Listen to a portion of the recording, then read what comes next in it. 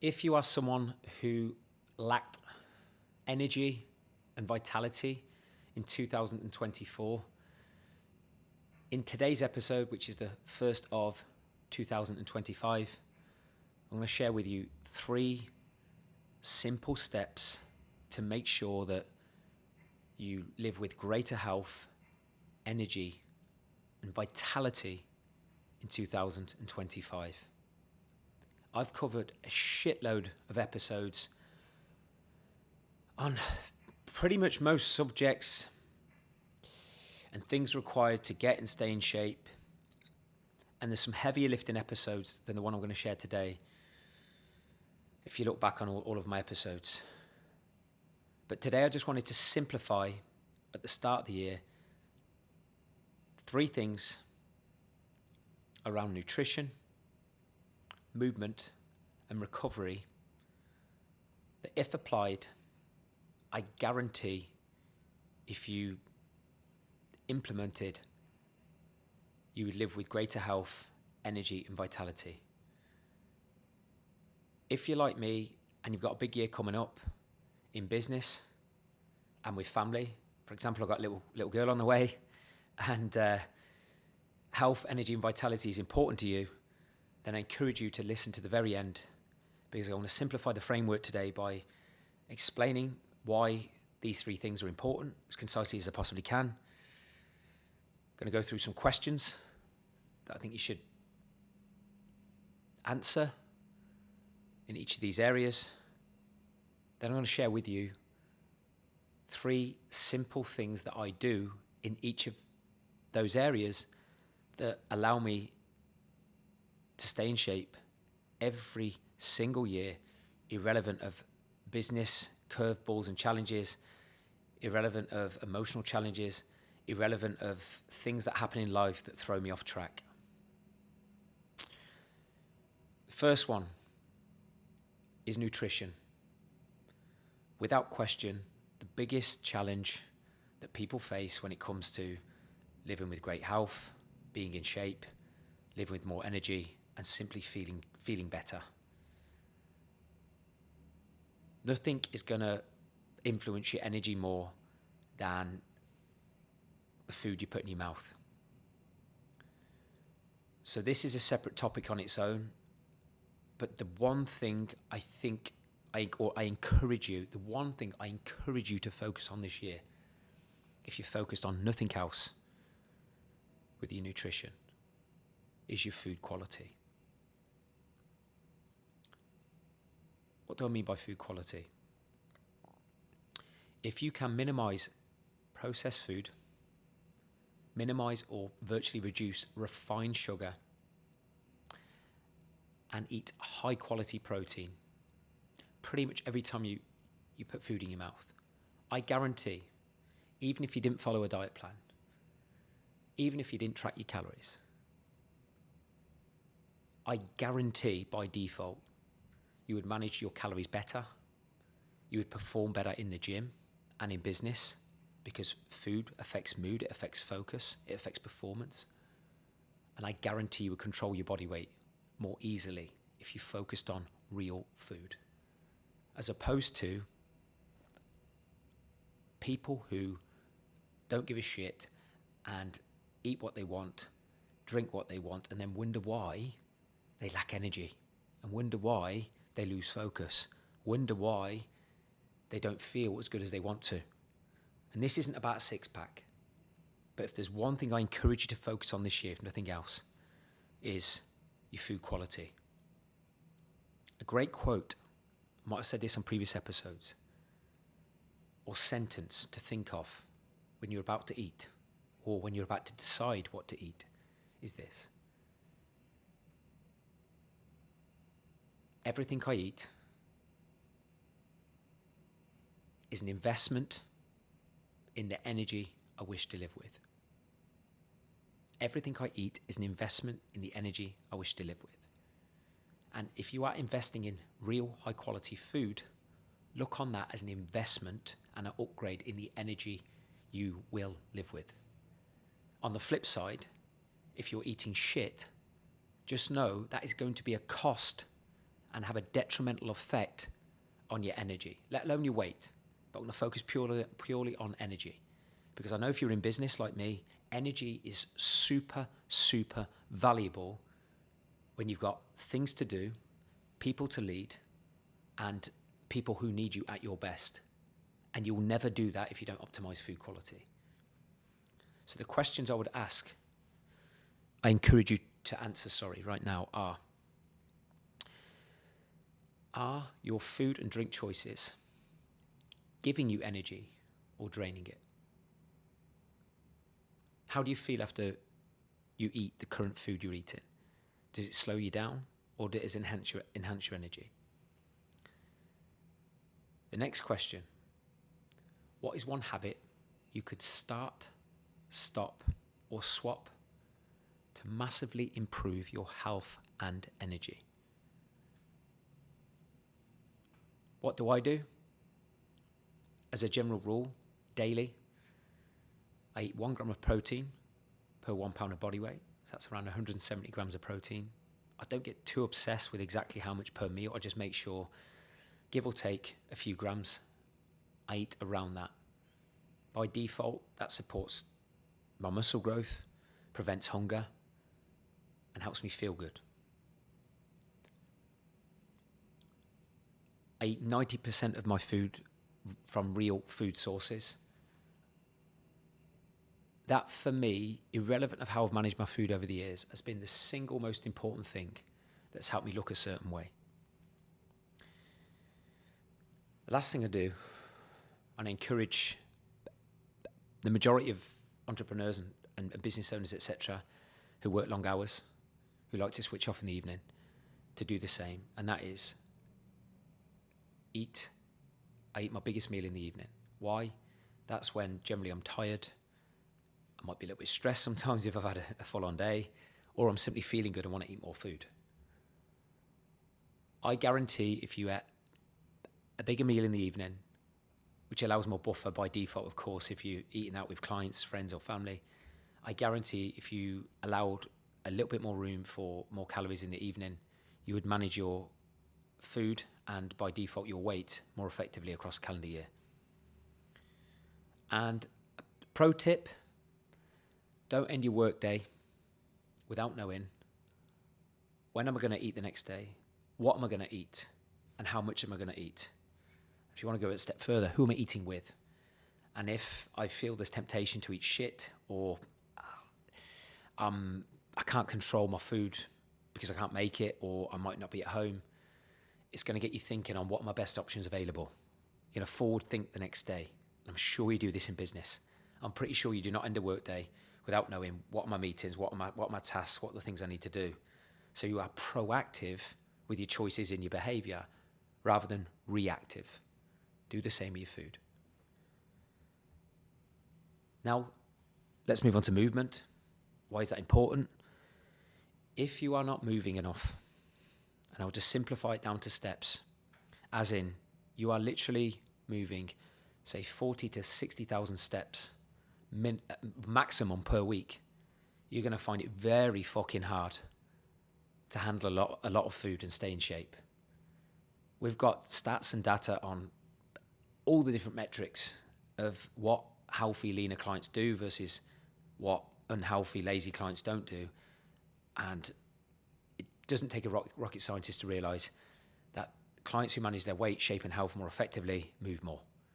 As in, they will hit 70k steps per week, one way or the other. Doesn't matter which day you move more, but I encourage you to move more this year. I'm not even talking about training stimulus in this episode. Even off movement alone and managing your food, you can stay lean and healthy.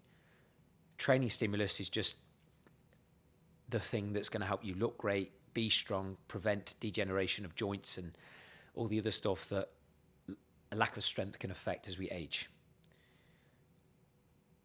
But if you are someone who wants to live with more vitality and energy in 2025, make sure you move. By default, movement shifts mood as well, so you're going to feel good. And when you feel good, you're more likely to make better decisions. Because I'm pretty sure that when you feel like shit, you're stressed, you're tired, you feel lethargic, you're more likely to eat shit and overdrink. Okay? Questions. Are your weekly steps aligned with the weight, shape, and energy you want. So if you look back, maybe over the last month, but certainly over the last calendar year, is the amount you are moving aligned to the health, shape, weight, and energy that you want to live with? Do you need to move more? Do you need to move the same? Or do you maybe need to move a bit less because you're moving that much? But I've not met many people who need to move less who are overweight and out of shape. And remember, as I've just said, movement shifts mood. If you can always think of that when you're questioning whether or not to move or not, think, what's the upside to moving and what's the downside? Often when we're emotionally stagnant, we're stressed, we're tired, maybe moody, or we just got full of overwhelm, doing nothing doesn't help anything. But it's amazing what movement can do. Think of the times when you've been stressed and you've just done a workout, you've moved your body, and then all of a sudden you've just got this breathability emotionally, which then affects our decision making in a positive way. What do? Certainly when I'm in Dubai, which steps can be more difficult, certainly in the heat, I talk and walk. Whenever possible, if I'm on a phone call or I'm sending a voice note, I stack up the mini wins. I'm not the person that can do a 60 to 90 minute walk, or very rarely, when my day is so compressed with meetings and shooting content, etc. So whenever I can, I will talk and walk. So I'm stacking these mini minutes of walking, but by default, that equates to, a large volume of steps. That ties in with my next point. If you're someone like me who's sat at a desk a lot, or you're on a computer a lot, lots of meetings, try and make sure you move in 5 minutes within every hour you are awake. It's 24 hours in a day minus sleep, which is going to be anywhere from 6 to 8 hours for many people listening. Then you've got 16 to 18 hours to move 5 minutes within every one of those hours. Yes, it's not always practical, but if you can't move back to back for a couple of hours, can you get out and get some fresh air for 10 minutes? But over the course of the day, that's still going to be 80 to 90 minutes of walking. Creates more output. Remember, the more you move, the more food you can handle, which makes it more sustainable to get and stay in shape. Especially when, as I said at the start, the biggest thing people struggle with, who struggle with their weight, and this might relate to you, is fucking controlling the amount of food they put in their mouth. And if we're going to consistently struggle to control the volume of food we put in our mouth, let's stretch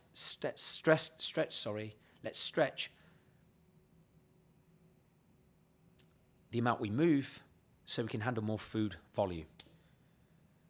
Lastly, this is the only thing I'm going to talk about when it comes to training. If you're trying to optimize your movement out, be more efficient with your training, train full body 3 times per week. More supersets, upper body, lower body supersets. I've got separate episodes on this. But I promise you, if you train full body with different stimuluses, different rep ranges, 1, you won't get bored. 2, more importantly, you'll create more output in the time that you dedicate to your working out. And you're going to get a bigger ROI on that activity. And when you get a bigger ROI on that activity of training, you're more likely to keep doing it because you're going to see progress. And that's exactly how we program inside Built to Last full body. So if you're struggling for ideas on workouts and you genuinely want structure in that area of your life, reach out to us. Pro tip, if you might be someone thinking, how many exact steps do I need to move to get lean, to be healthy? Very logically, if you're currently not in shape, or you don't have the body weight that you want, or you're lacking the energy, it's because you're not moving enough. Look at what you did last week and move more than the week before. Ask yourself at the end of each week, is how much I'm moving me closer or further away from the energy, shape, and weight that I want to live with? And if it's not moving you closer, move more. Even if it's a few thousand steps a day, it all adds up. Lastly, recovery. Why is recovery important? Well, you can be working hard in business, pushing hard in the gym. As I've learnt the hard way more than once, it will bite you in the arse with an injury, with sloppiness at work, distractions, if you're not recovering, you cannot perform at your best. And sleep is king. There's a lot of hype at the minute around ice baths and breathing and all these different things. Sleep is without question the number one high performance hack that's fucking free. Focus on sleep as much as you can. Quality just as much as quantity. You'll recharge the batteries, not just your physical batteries, but your emotional batteries. Ask yourself these questions. Is your recovery keeping up with the demands of your work and life? It's yes or no. Is what you're doing sustainable over the next 12 months to help you perform at your best, feel at your best, and look as happy as you want to look? And what's the one change to your recovery that would elevate your performance this year? What is the one thing? Here's what I do daily. I take ZMA or melatonin. Food is king when it comes to your health, but supplements definitely support that once you've got your food in check. I've took ZMA for years. I take it before my evening meal. And yes, there might be a placebo effect to it, but I definitely sleep better when I take ZMA. Helps me relax, and I get a deeper sleep and sometimes some weird dreams for good measure. Then I always try and make sure that my evening meal digests well. Why is that important? If you're eating a heavy, stodgy meal, certainly one that's layered in processed food or sugar, your blood sugar levels will spike, you'll feel bloated, you'll feel uncomfortable, and it's impossible to relax. And it's probably going to take you longer to fall asleep. But I always try and make sure my evening meal digests well. And I always try and make sure I sleep at least 7 hours. I'm trying to be even more disciplined by trying to get into bed for maybe 8 hours, knowing that I'm not going to sleep the full 8. Always get up for the bathroom once, and I'm a bit of a wriggler around in sleep, and that's a different story, right? But I take ZMA or melatonin. I eat my evening meal so it digests well, sleep 7 hours as best I possibly can. And I wanted to give you my last simple pro health tip. I've said this hundreds of times on podcasts and to my clients. If you want to optimize your health, energy, weight, shape this year, I encourage you to weigh yourself daily. If you struggle with your weight, measure it daily. You do it in business. What you don't measure, you're not paying attention to. And it's far more easy to your weight to fluctuate and jump up kilos and pounds more than you want to if you're not staring it in the face every day. It's kept me disciplined. It's kept me disciplined for decades. Because if I'm not happy with what I see on the scale, then I look back at what I've eaten, how much I've moved or not, how well I've slept or not before that. And then ask myself, what needs to change so I'm happy with that metric? Right? Yes, it will fluctuate, as I said in many other episodes, but I guarantee if you weighed yourself daily, by default, it's evidence that you've controlled the food you put in your mouth and you've been committed to your movement and exercise. And as always, I appreciate all your support with this channel. But if you're somebody who is listening to these episodes regularly and you're still not where you want to be with your physique, with your health, with your energy, and it's impacting everything you're trying to achieve in your life, reach out to us. If you're an entrepreneur that's committed, coachable, driven, but you're just simply looking for some accountability and a powerful peer group and genuine structure with every single aspect of your health, fitness, and lifestyle management, we can help you. Thank you so much for listening, and I'll see you next time.